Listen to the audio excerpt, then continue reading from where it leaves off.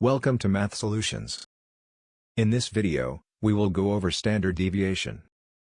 To find the standard deviation of a set of numbers, we need to use this formula.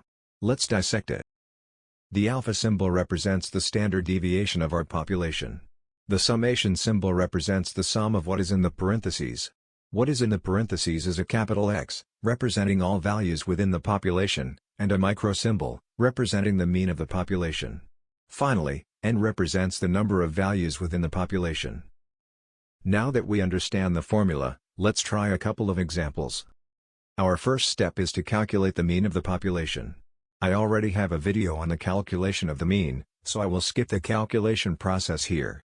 Simply put, the mean is the average of all values within the population. In this case, the mean is 9.3. Now, our next step is to calculate how much each term deviates from the mean. To do this, we will need to subtract the mean from each term. Then, we can square each deviation and add each square together, so they can be divided by 6. Dividing will give us 18.22.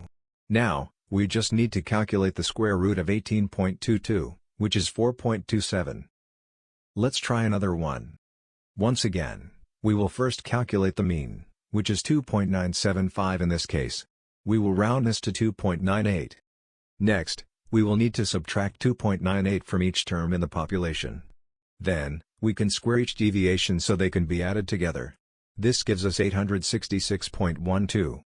When dividing by 6, we get 144.35.